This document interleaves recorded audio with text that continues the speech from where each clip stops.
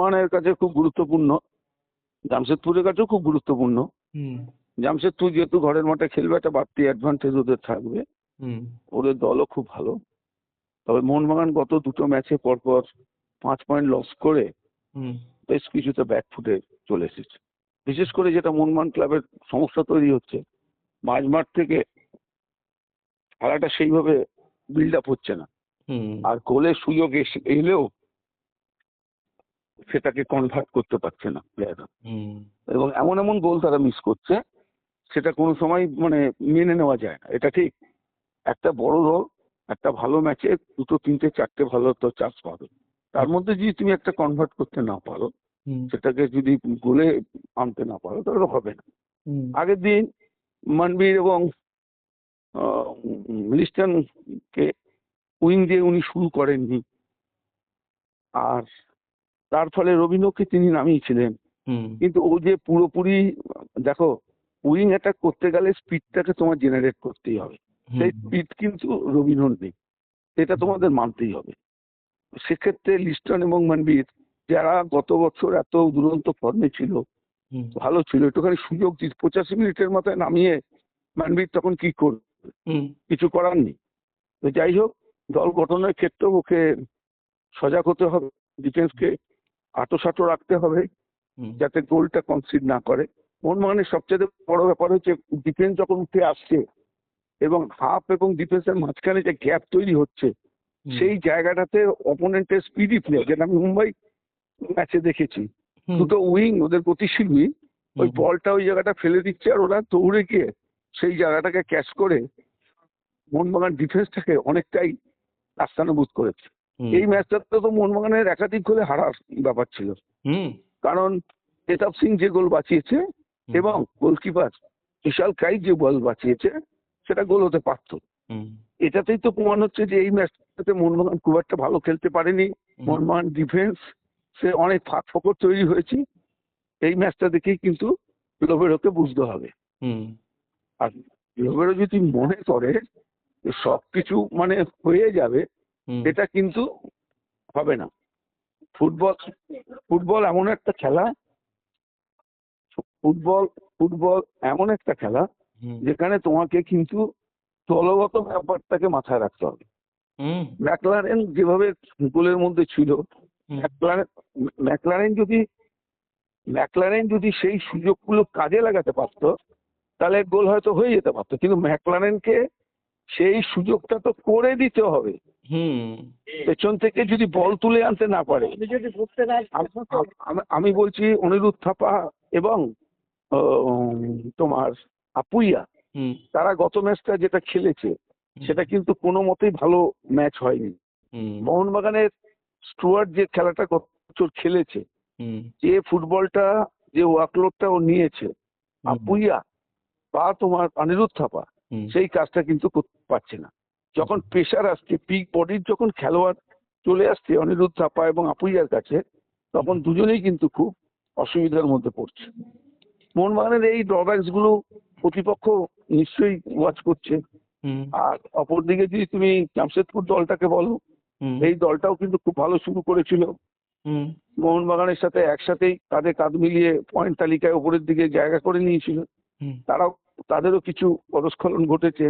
তবে ঘরের মাঠে যেহেতু ওরা খেলবে, একটা বাড়তি অ্যাডভান্টেজ কিন্তু ওদের থাকবে, এটা কিন্তু লেবেরোকে মাথায় রাখতে হবে। তো আছে অবশ্যই, মাদি দালালের মতো প্লেয়াররা রয়েছে, আমি তো আগেই বলছি, ওদের ফরওয়ার্ড লাইন এবং মাঝমাঠ থেকে খেলোয়াড় অনেক ভালো খেলোয়াড় রয়েছে, যারা কিন্তু যে কোনো মুহূর্তে ম্যাচের রং বদলে দিতে পারে। আর আমি লক্ষ্য করি, যখনই অ্যাটাকিং ফোর্স আসছে মোহনবাগান ডিফেন্সের ওপর, তখনই কিন্তু মোহনবাগান খুব ট্রাবলে পড়ছে। এই জায়গাটা মানে গতিটা কিছুটা যেন মনে হচ্ছে লেবেরোর টিমের কম আছে। আরে ডিমি তো যা গোল মিস করেছে, মানে দেখো, ফুটবলে গোল হচ্ছে কনফিডেন্স দেয় প্লেয়ার।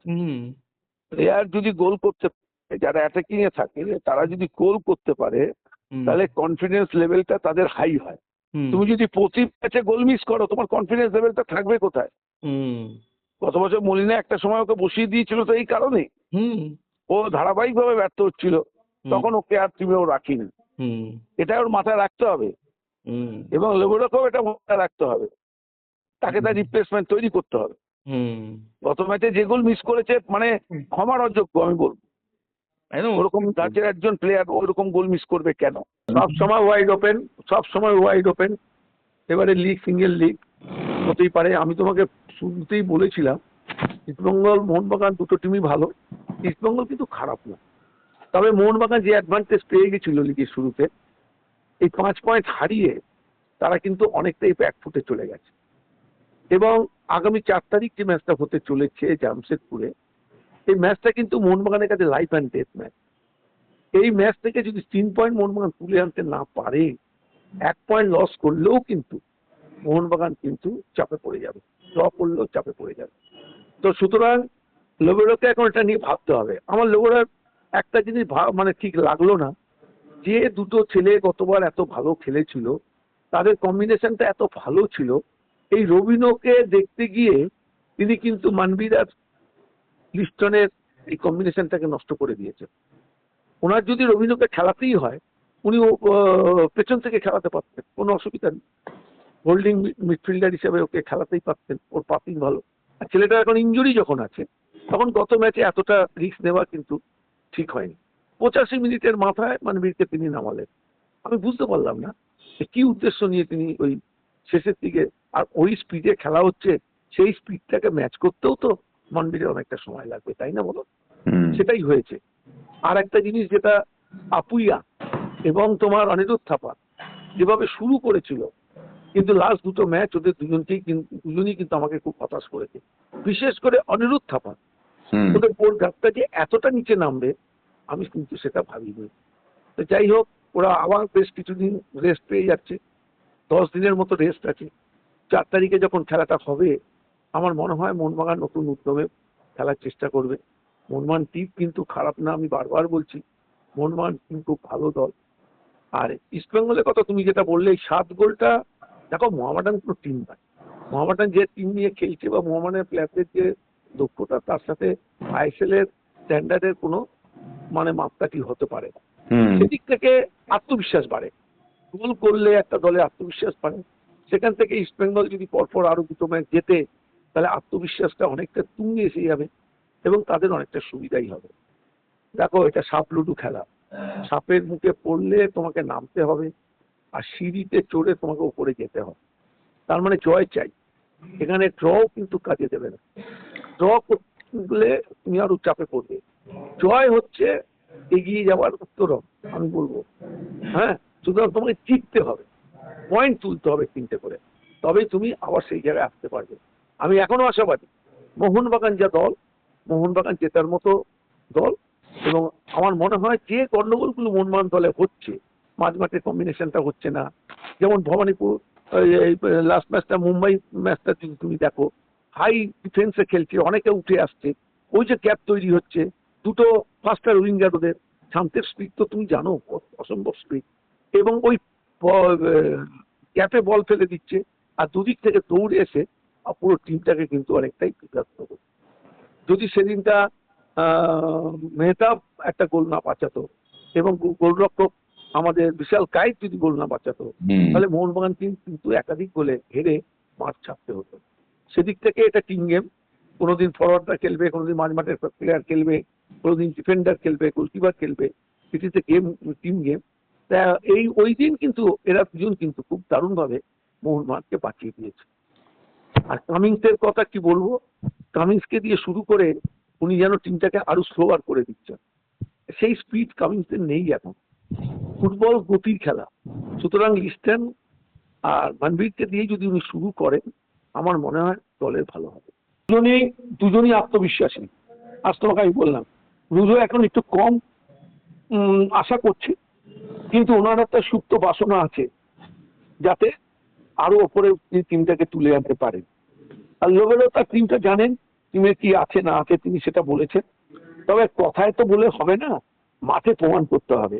আমি আবার বলছি, মুম্বাই, এফসি গোয়া, এই দলগুলো কিন্তু অনেক ভালো।